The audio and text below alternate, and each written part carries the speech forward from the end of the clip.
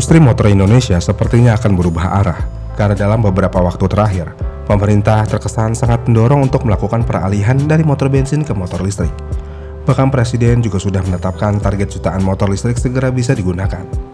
Menariknya, untuk mendukung rencana ini, pemerintah memberikan subsidi pembelian, memotong pajak kendaraan listrik, dan mulai membangun stasiun penukaran baterai di berbagai kota. Namun apa alasannya?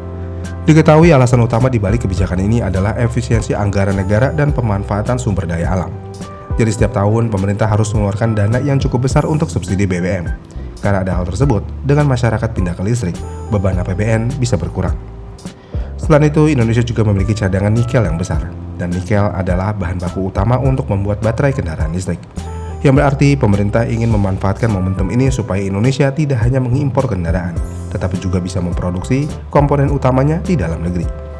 Ya, ini adalah ambisi yang sangat besar, mengingat pasar motor bensin saat ini masih sangat mendominasi. Apalagi di tahun 2025, pasar motor Indonesia tembus sampai 6 juta unit. Nggak cuma di tahun 2025, di semester 1 tahun 2026 aja, penjualan motor secara keseluruhan sudah tembus sampai 3 juta unit lebih. Yang seharusnya di akhir tahun, penjualan motor di Indonesia bisa tembus sampai 7 juta unit. Menariknya, dari angka tersebut dikabarkan motor listrik hanya menyumbang kurang dari 3% aja. Ya, pasar motor listrik masih sangat kecil di pasar Indonesia. Jika pasar motor bensin masih mendominasi dan pemerintah ingin mendorong masyarakat beralih ke motor listrik, bagaimana nasib industri motor bensin? Apakah akan hancur? Sebelum ke sana, kita lihat apa respon penguasa pasar terkait hal ini, yaitu Honda. Honda adalah penguasa pasar, dan Honda bisa menjual jutaan unit motor bensin di setiap tahunnya. Ketika ada kebijakan ini, ternyata Honda mendukung kebijakan ini. Kenapa? Karena dikabarkan Honda juga memiliki visi misi ke arah tersebut. Sebagai contoh, Honda memiliki target di tahun 2030. Honda sudah berhasil menjual motor listriknya sebanyak 1 juta unit. Sebentar. Jika kita lihat di industri motor, sepertinya hanya Honda yang sudah bergerak ke arah sana.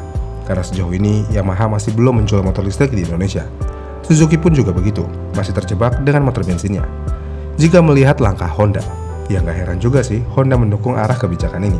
Dan jika Honda berhasil menuju ke arah sana, sebenarnya Yamaha dan Suzuki juga sangat mampu untuk bermain ke arah sana. Dan jika banyak produsen yang menuju ke arah sana juga, ya industri motor bensin kemungkinan lambat laut akan meredup. Apalagi kalau infrastrukturnya udah sangat mumpuni, tinggal swap baterai, selesai.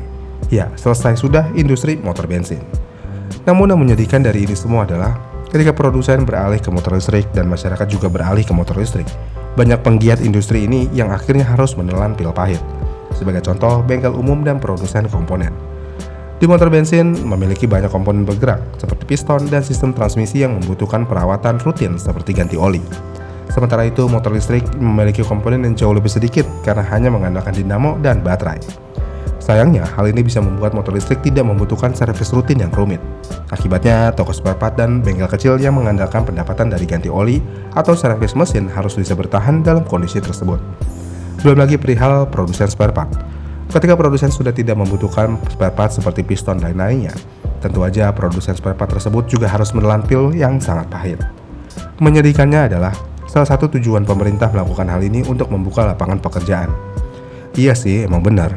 Ketika ada produsen baru, apalagi motor nasional yang memproduksi motor dalam negeri, lapangan pekerjaan akan muncul secara otomatis.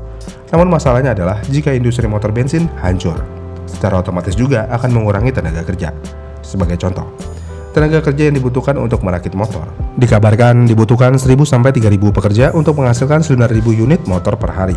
Dan rasio kasarnya dibutuhkan satu karyawan untuk menghasilkan 1-3 motor per harinya. Ini berbeda dengan motor listrik. Dalam skala yang hampir sama, pabrikan motor listrik hanya membutuhkan orang sekitar 200-500 orang aja. Dan hal ini bisa terjadi karena merakit motor listrik biasanya bersifat plug and play. Selain plug and play, pabrikan motor listrik juga tidak memiliki area pengecoran mesin atau area permesinan berat seperti pabrik motor bensin. Kenapa? Ya karena komponen utama seperti baterai, controller komputer, dan dinamo akan dikirim oleh vendor pihak ketiga dalam kondisi yang sudah jadi dan tersegel. Jadi ya jauh lebih ringkas. Masalahnya adalah, jika dilihat secara kasar, penyerapan tenaga kerja sebenarnya masih jauh lebih banyak di industri motor bensin. Bayangin jika AHM sudah fokus menjual motor listrik sebanyak 50%. Jika hal tersebut terjadi, setidaknya 25% karyawannya akan dirumahkan. Karena ya mereka menjadi over manpower ketika hal itu terjadi. Namun pertanyaan lainnya, apakah mungkin industri motor listrik menggantikan motor bensin dalam waktu dekat? Jawabannya hampir mustahil. Walaupun saat ini motor listrik dijual dengan harga yang terjangkau, apalagi udah ada sistem sewa baterai, tapi masalahnya harga listrik di Indonesia itu fluktuatif dan kurang transparansi. Ini berbeda dengan harga BBM. Jika kalian menggunakan Pertalite nih, ya udah harganya akan 10.000 terus sampai kebijakan baru. Sedangkan listrik kadang naik, jarang turun. Tiba-tiba listrik rumah jadi lebih boros. Ini nih yang cukup ngeselin dari mengandalkan listrik di Indonesia, karena semuanya masih mengacu terhadap harga batu bara. Jika batu bara sedang melimpah, harga listrik akan stabil. Jika batu bara susah, harga listrik jadi goib. Tapi kan ada swap baterai. Iya sih, tapi tetap aja harga swap baterai akan mengikuti harga listrik.